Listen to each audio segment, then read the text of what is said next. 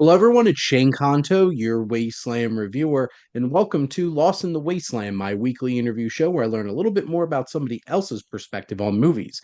And joining me is fellow SiftPop contributor John Tillyard. Thank you so much for coming on. Hey there, it's good to be here. And John, this is your time on the show. So we're going to be diving into our questions here.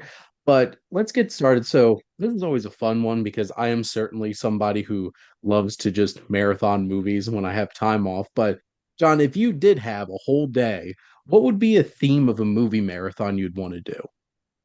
Probably Tom Hanks films, I would say, because Nice. he's normally a fairly safe bet that the movie's going to be good. I mean, he has had some stinkers. Hmm. I think Sleepless in Seattle's probably the obvious example. The Lady Killers I actually didn't mind as much as a lot of people seem to, but yeah, a lot of people don't like that. But generally, his films are like really good, or at least decent. Hmm. And he's got a lot of like really great films in there. So yeah, that'd be fun to work my way through. And he's always good as well. He's Yes. probably one of the best actors that Hollywood has ever seen. Really, I think Jack Nicholson's probably like the only other actor you could maybe put ahead of him in terms of like you just look at his filmography and look at his performances in all of those movies. He's so good. The one that really struck me, I think, was Beautiful Day in the Neighborhood a couple of years ago. Even though I'm not really familiar with that guy, because I don't Yeah. think that program airs in this country, I have seen clips of it on YouTube, and he just sounds exactly like Fred Rogers. It's unbelievable. It's like Fred Rogers has possessed him or something. It's incredible. I can't believe he's only won 2 Oscars. To be honest, he's that good. I legitimately think that the Academy kind of just takes him for granted at this Yeah, point. But like, well, he's good. He's going to be great in everything. It's Tom Hanks. So sometimes you just kind of forget about just how good he is in movies. yeah, And it's crazy he won both of those back-to-back years. yeah. But it is something where it's just like he has such a great filmography. And yeah, he's always entertaining to watch and engaging, and he'll make you feel things. And I'm a big Coen Brothers fan, and I enjoy the Lady Killers to an extent. Yeah, And it's a weird, quirky performance, but he fully committed to it. yeah, he's good in it. And for sure, and that's the thing, he always commits to it. And I did grow up watching Mr. Rogers' Neighborhood, and that experience was something else watching that movie and just feeling just the energy that Tom Hanks embodied in terms of Fred Rogers. It was a really special performance, and dang, that was a murderer's row of best supporting actor nominees that year with both Pacino and Pesci for The Irishman, Anthony Hopkins for The Two Popes, and then of course Brad Pitt won for Once Upon a Time in Hollywood, which honestly I don't know if I agree with that. To be honest. I don't know if I agree with Cliff Booth being a supporting character in that movie. Yeah, It's like true. really him and Leo were double Yeah, billed. I think their rule is like you can only have one leading actor, so any other actor is supporting. I Whatever. don't know. It's ridiculous. Yeah, But and they didn't even include Willem Dafoe for The Lighthouse, which upset me at the time for sure. But Tom Hanks is certainly a special actor for sure, and that would certainly be a fun marathon to do.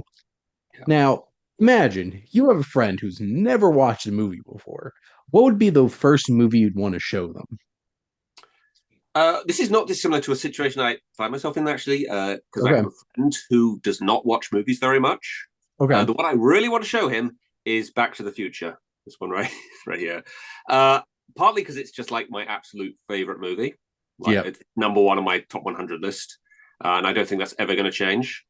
But I think it's also like a really good example of just how to write a good story. You know, Hmm. you've got somebody who's just normal as your main character, who doesn't really go through any kind of major change. It's all about him reacting to the situation he's in. You kind of don't really have to do too much setting up, with what you want to do. You know, like there's no real explanation as to why Marty and Doc are friends, why they know each other. Uh, you kind of just get all your exposition out of the way before the real like adventure starts, Hmm. and it's also like the idea for it came about uh, as a result. of just like a little like actual real life experience. I think that's always a good way to start off your movie. And also the this people think of it as like a sci-fi movie, but the actual sci-fi element is not really the reason why they decided to make this movie. The actual idea for the movie started out as like, what would it be like to go to school with your parents? And obviously that Yeah. idea requires time travel. It's the only way it's possible, other than like doing the big thing and maybe changing the character's age or something. Hmm. Uh, so yeah, I just think that's like a really good like building blocks for like how a good movie starts out. Like just an idea, getting to that idea, and then like not really feeling the need to like explain anything that doesn't need to be explained. Just and also like having your exposition character like Doc just Hmm. explain things that need to be explained. And I also just love some of the character introductions as well, Hmm. like the opening sequence, like just all this exposition without any dialogue. Yeah. Um, Biff's introduction is just like such a great way to communicate that this guy is just horrible. He's just an Yeah. awful person. It's like, he crashes George's car and he's like, look, I spilled beer all over me. Who's going to pay my cleaning bill? It's like, just sets up his character perfectly. Hmm. Um, and just like really memorable sequence and really memorable music as well. I think that might be one of the best Yes. movie scores like ever. That's Yep. another really stands out about it. So like it just does it has like everything really. It's, Yep. it's a team movie, it's a sci-fi movie, it's an adventure movie, it's like got conflict, it's got a dilemma that has like a ticking clock to it. It's just got everything like done right, I think. Legitimately one of the most efficiently and effectively written movies like ever. And just the amount of detail down to like the littlest things that they put into the screenplay, and then such a great cast. And to your point, the music is iconic, whether it's the score or just the songs that they put in the film, because Oh Power yeah, of Love. Um, and Back to the Future is one of those few movies that it's like, this is like a perfect movie. Like it is. there's few films where it's just like I wouldn't change a single thing about this. So that's I could definitely see why you would pick that film, and obviously you have a close connection to it too. Now, if you could pick one film to get a sequel, what would it be? Because we get plenty of them that probably shouldn't have happened. But what do you think is a film that really deserves a sequel? So I have about three for this. Okay. One which would definitely I want a sequel to. Others which Mhm.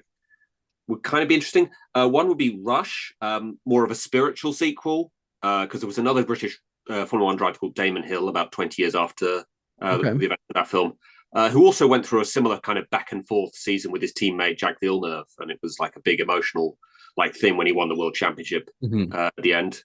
So that'd be more like a spiritual sequel, I suppose. The Damned United. I don't know if you're familiar with this. It's like a British I don't film. think so. It's about a British football manager called Brian Clough, who managed a team called Leeds United in the 70s. And Mhm. he did terribly. He only lasted 44 days.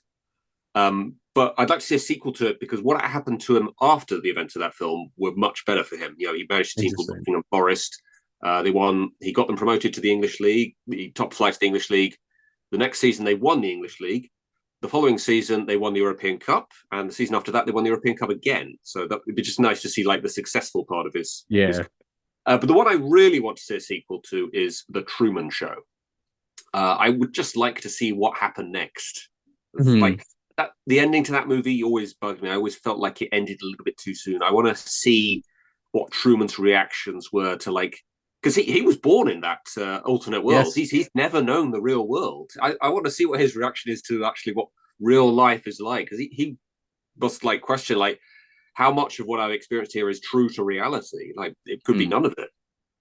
Um, and I'd also like to see what the people of the TV show do. Do they just carry on with the Yeah. show? Some kind of fallout to them, and what is the public's reaction to the fact that he got out as well? Because they all saw that on TV. Can they keep that show going? Well, what would be interesting is seeing how, because like that was so ahead of its time in terms of like this idea of where television's going. It would be interesting to see how Truman reacts 25 years later, plus to where television is now and all that trauma that he went through, and seeing like maybe somebody else going through that. And also it would be very interesting to see how he's fared in the real world. And it would be interesting, like this is a maybe a little bit heavier of a film where it's just like he's struggling. He's still struggling because it's a whole entire other experience. And I feel like that's a kind of interesting role that I think Jim Carrey would actually agree to at this point in his career Oh where yeah, he he could doesn't do actually sequels really, does he? just Sonic. Literally just Sonic. Which is very interesting. But Yeah. he had a ton of fun doing that. So but it's funny because I just used that as my one of my favorite films reels that I did on my Instagram today because I love the Truman Show so much. Oh, okay. Now, what is a film from your childhood which you haven't watched in years that you would most love to go for a rewatch on? So I did have one film on here. I added another one quite recently because I was just Okay. recently reminded of it that it even existed. Mr. Nanny, because Hulk Okay. Hogan died recently, and it Yeah. just reminded me. Oh yeah, I saw that when it came out, and it actually I remember it not being that bad. I remember it being kind of a good. It's a dumb movie. Don't get me wrong, but Yeah. it's kind of a fun like dumb movie. Yeah, Hulk Hogan wears a tutu, and that's I think it's worth it just for that. And the other one I would like to just see again, not because it's a particularly good movie. I just remember liking it as a child, and I want to know is it actually a bad movie? And I just didn't realize it because I was just a child. Mhm. Dante's Peak, Pierce Oh Brosnan. my God. Yeah. I think on my Blu-ray down here somewhere. Oh, you got it on I Blu-ray. I've watched that and Volcano so many times when I was younger. Oh. And I was a big Pierce Brosnan fan because of James Bond. So I'm like, oh my God, Pierce Brosnan up against Volcano. And I remember it being really thrilling and fun movie. I haven't watched it in a while. That's my distinct memory. I really enjoyed it as a child. But the funny story is, I think the copy that because I was over at a friend's house when we watched it, the copy that they were showing us, I think it was missing like the first like 5 minutes or so. So I never saw the title of the movie, and I had heard about this movie coming out around the Mhm. same time called Volcano, and so logically, it's got a volcano in it. I just So assumed you it was just assumed it was Volcano. that one. Yeah. And then everybody talks about, oh, this movie Volcano with Tommy Lee Jones in it. I'm like, oh, Tommy Lee Jones wasn't in that movie. Oh, it must not have been Volcano. And I did not realize until like maybe a couple of years ago when the guys on Cinema Sins were talking about, oh, wasn't it so weird? We had two Volcano movies that come out the same year, Dante's Peak and Volcano. I'm like, oh, that must have been the movie I saw, Dante's Peak. That But was yeah, the confusion. but yeah, it is a dumb movie. Like I can remember like stuff I saw as a child, and like I realize in hindsight it's kind of dumb, like the way the dog just shows up at the end because we've already seen the grandmother die. We can't see the dog die as well. Well, and that was the big thing I remember is that scene with the grandmom. Because like that just stuck with me. Um, that's funny because I haven't watched either of them in so long that each of them live as one scene in my head. And it's a grandmom scene from Dante's Peak, and there's this one scene where a guy's just like slowly like dissolving into the lava in Volcano, making this like big heroic act happen. I'm just like heroic acts from those movies. That's what I remember. So there you go. Yeah. Now, John, if you could visit a place from a movie, where would it be? And I've gotten asked for clarification. So it could be a real place if you haven't been there and you want to go see it, or it could be something fantastical. Oh, I definitely went fantastical. Okay, The whole reason I want to go see it is because I know it's not real. I just want to know what it'd be like. there you The go. Axiom from Wally. It's like the Oh, best ocean liner you can imagine. It's just like pure luxury, like everything at and your fingertips. you'd have the whole ship to like yourself because you'd be the only one walking around like a normal person. Everybody else is just like True, sitting everybody on there. else is confined to those chairs. Although those chairs are pretty nice. I'd like to sit in those for quite a bit. Maybe Uh, not as long as they did. yeah, Um, for sure. But that's a but yeah, some people have theorized that Wally is secretly the villain of that movie because the accent is so nice. It would just be nicer for them to just stay there rather than go back to Earth, which is just desolate. oh, I guess it's your perspective of like, do I want to live in blissful ignorance the whole rest of my life as a Yeah, giant adult baby? So, oh, that's interesting. We all know the real villain is Otto. yeah, Al 9000, yeah. The HAL 9000 character. basically. Now, What is a film that you feel like you watched too young? The Matrix. I Okay. saw maybe like a few months after it came out. Again, I was over at a friend's house, and we just started watching like that opening sequence where like there's Hmm. all the kind of weird Matrix stuff happening, and I did not understand it. I was like, "Wait, that can't happen. That looks really fake. What's Hmm. going on here?" And he kept saying to me, "Oh, well, it's because it's the Matrix." It's like, "What do you mean it's the Matrix? You know, I know that's the name of the movie. What do you mean?" It's like, well, it's not real. Well, what do you mean it's not real? I know it's not real. It's a movie. It's like, oh, you don't get it. So I was just blissfully ignorant of what that movie was really about, I think. I'm trying to remember I think the first time I ever watched it, it scared me a lot because like Yeah. the very end when like the giant like squid machines are like coming for the Nebuchadnezzar and I'm just like that freaked me out as a kid. Yeah. And I don't think I wanted to watch it again for a long time after that. I had some other similar experiences with 1999 movies. The Mummy used to scare me so bad as a kid that I couldn't watch that for like years, but I love them both now. And you know, obviously, The Matrix is not exactly a film to really process as a child or It, a it, young. it's a Like, difficult one, yeah. yeah, there's too many layers and everything to I think I really remember when it first came understand. out, like one of the criticisms was it was a very difficult concept to get a handle around. You know, people didn't really understand it. Like even adults didn't understand it. So, you know, Well, Sean Connery didn't understand it, which is why he turned down the role of Morpheus. oh my God, really? I did not know Yes, that. he turned down Morpheus and Gandalf because he's just like, I don't get these. What is this? And then he lost out on so much money from both You of shall them. not pass. I'm trying to imagine him doing that scene. That'd be interesting. I I would have been about it, but apparently he lost like almost $100 million based off of the contract they were going to give him because he was going to get a chunk of the profits, and he's just like, so he did League of Extraordinary Gentlemen, and Oh, and then it all ended. So I think didn't he also do the British Avengers movie around the same time? I Was wasn't that? that 97-ish, something Oh, around there. I just remember him being evil guy who controls the weather with his kilt and everything. yeah. Just, Oh, I'm sure um, that was a fun time. But like he did Highlander and Zardoz. So like I'm like wondering what was in your head that you're like, I don't get it. I'm like, that didn't stop you before. But it is what it is. But no, the Matrix is pretty great. Just, you know, as a child, hard to process. And apparently as an adult. But John, what do you feel like is a film experience that legitimately impacted your life? 12 Angry Men gone with here. Okay. It just like really helped me to understand how to approach any kind of problem or like Mm, conflict or like understanding both sides of something. Because like all the bad jurors in that movie that you're not really supposed to like side with or agree with, they're just sort of like getting frustrated and saying, "You're wasting my time," you know, yep.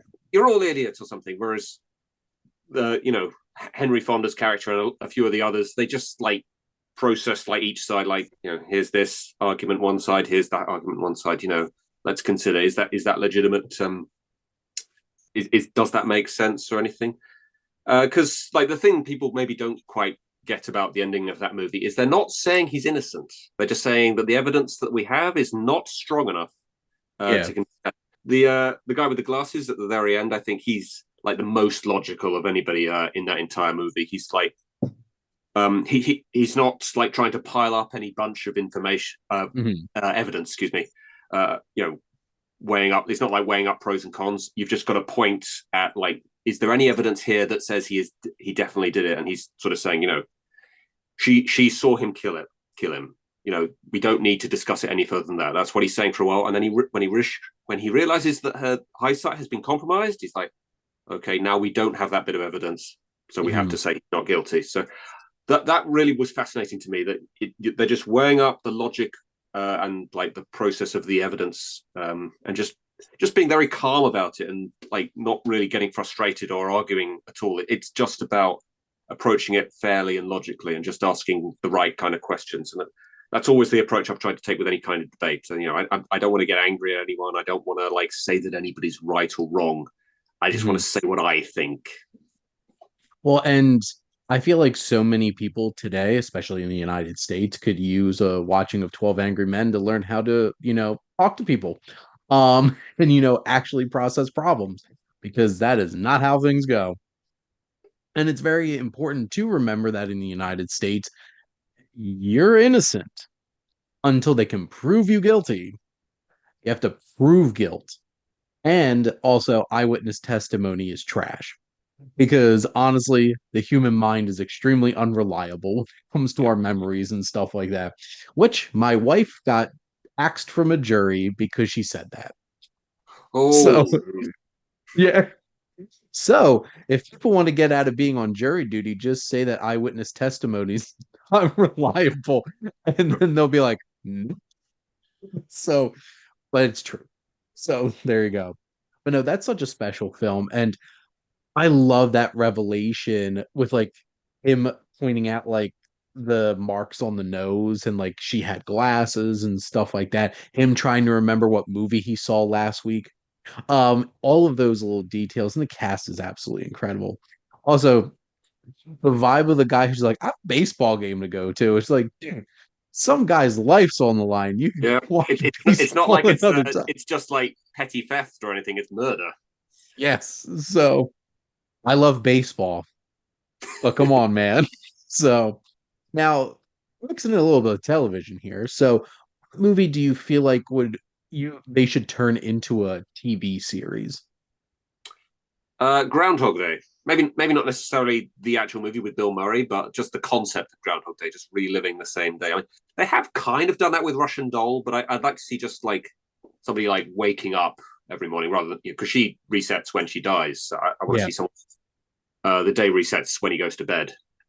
And There's so many possibilities with something like that. Even if they're just like doing the same basic idea on like Groundhog Day, Punxsutawney, and just all the shenanigans, because like obviously there's a lot of montages in the film of like how did he get up to this point? How did this happen and stuff like that? I think it would be a lot of fun for sure. yeah, and the other idea I sort of had with what you could do with it is maybe what happens after your day stops resetting and you go back to normal life, and you've got to kind of remember they're going to remember me tomorrow. They're going to remember what happened. You've got to like sort of Mm. readjust almost because I think Bill Murray relived that day for about 10 years. I think the director Something said. crazy like that. It was literal years. I can't even imagine. Just I'd be dropping toasters in my bathtub too after a while. We're just like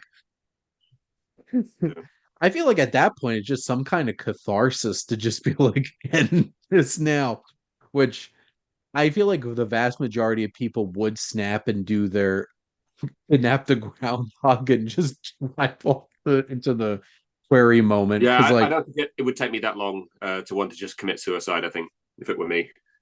wild. Now thinking about what's your favorite movie romance? So I've actually gone for a romance that isn't really the focus of the movie very much. Okay. And that's kind of what I like about it. It's Buzz and Jesse in the Toy Story movies, or Toy Story 2 and 3. What I kind of liked about it is Buzz is like the authoritative and confident figure Yeah. for most of those kind of movies. But whenever Jesse comes along, he's weakened a little bit. He's a little Yeah. bit sort of smitten.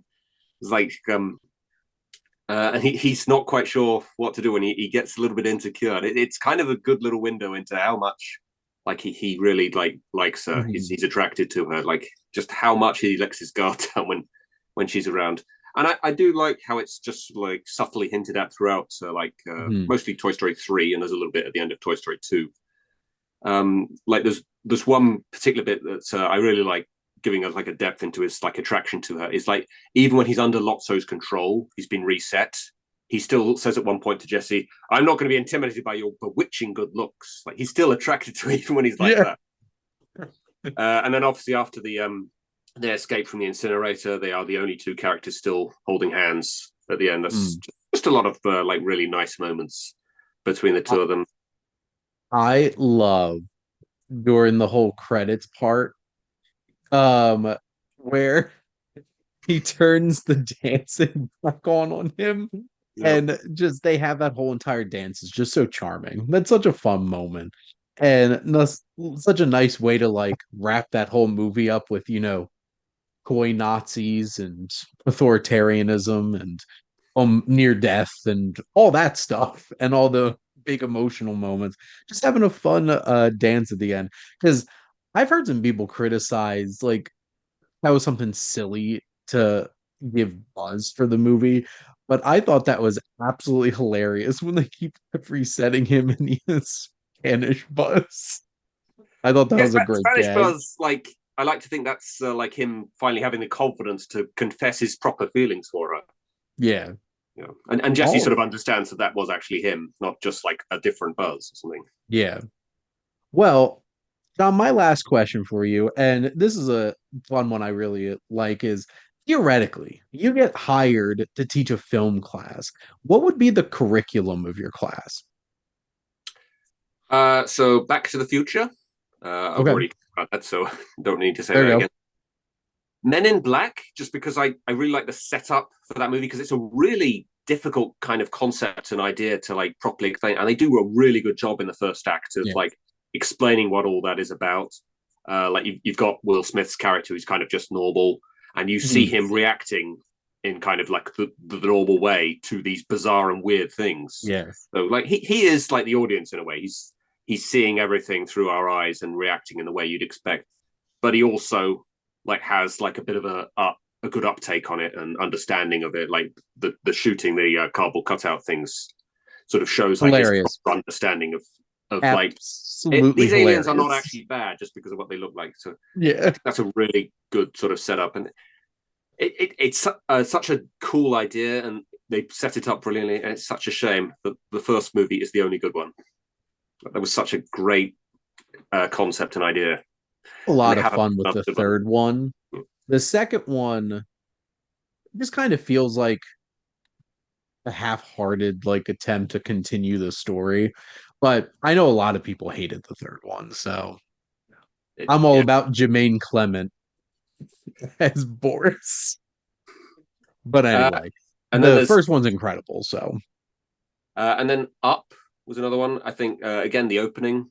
I think that mhm. sets things up really well. But I think Up is a fascinating one for me because it's such a bizarre kind of concept again, and you just sort of like understand exactly what's going on. But I think also again a bit like what I said about Back to the Future, the original idea for that movie. I don't know if the writers have ever said this, but I assume that the original idea is that when you're old and you're retired and you've got all this time to just go out and explore the world, but you're not physically capable of going out and exploring the Mhm. world.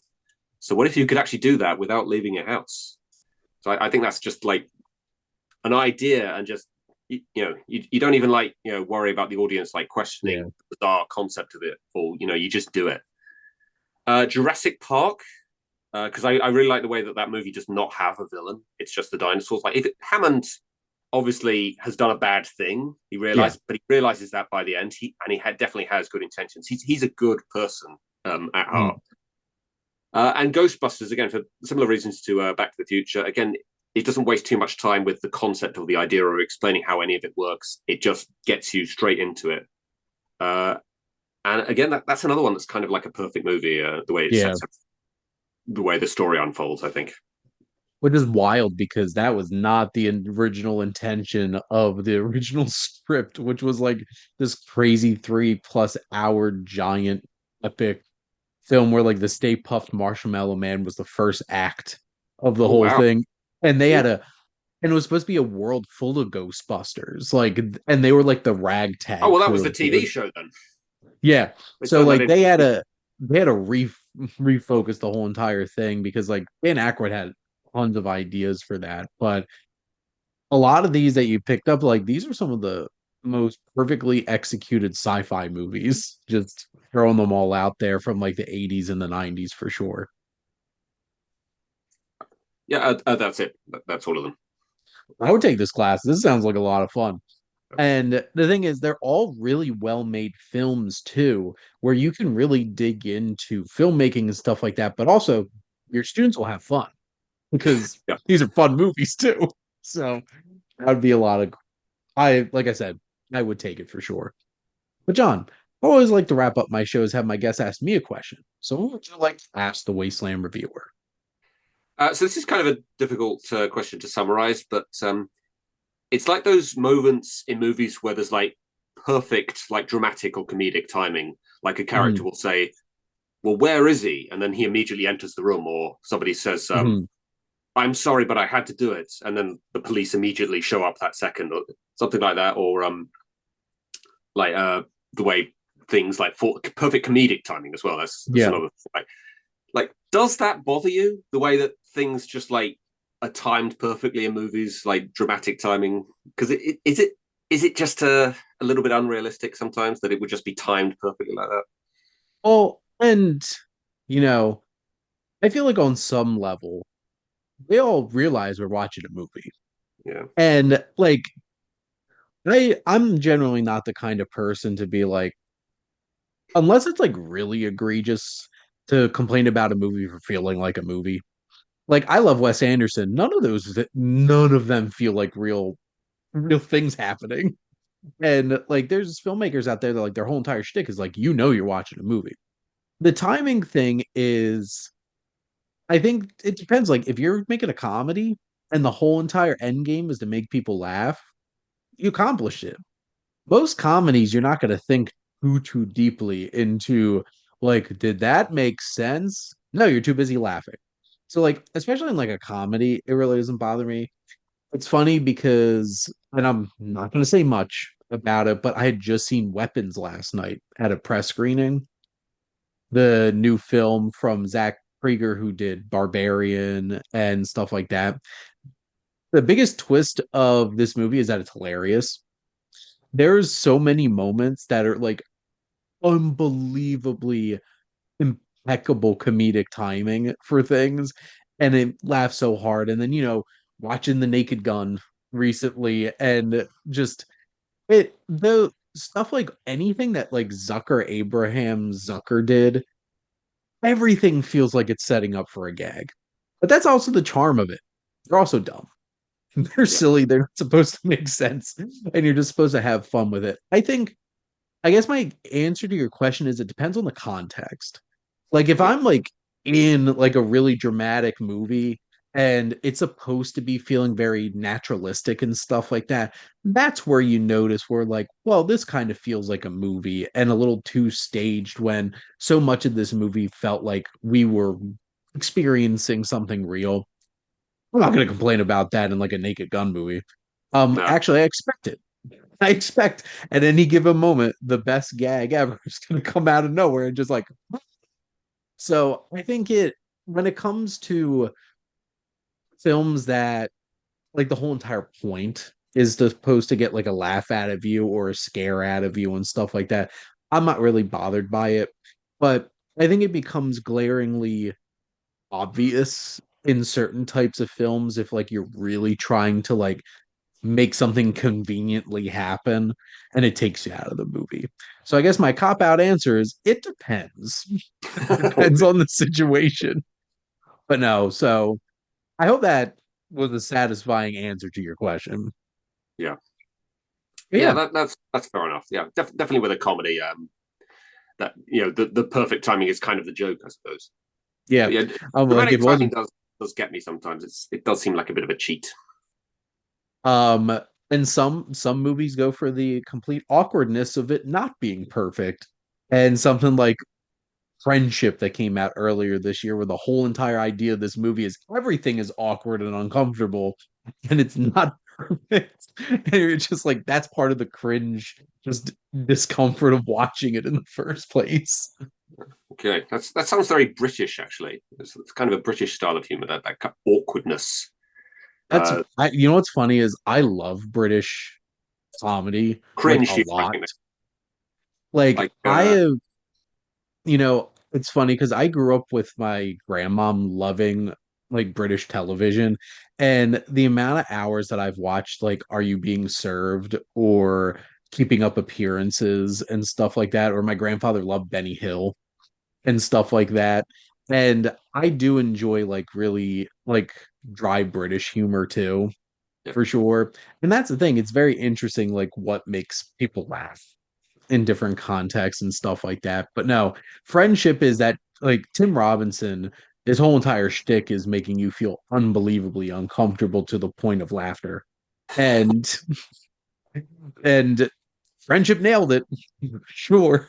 Okay, I'm gonna have to But check. it's a wild, wild experience. But John, thank you so much for coming on and chatting Yeah, movies with me. yeah. It's been fun. Cheers. And thank all of you out there for always tuning in and supporting your Wasteland Reviewer.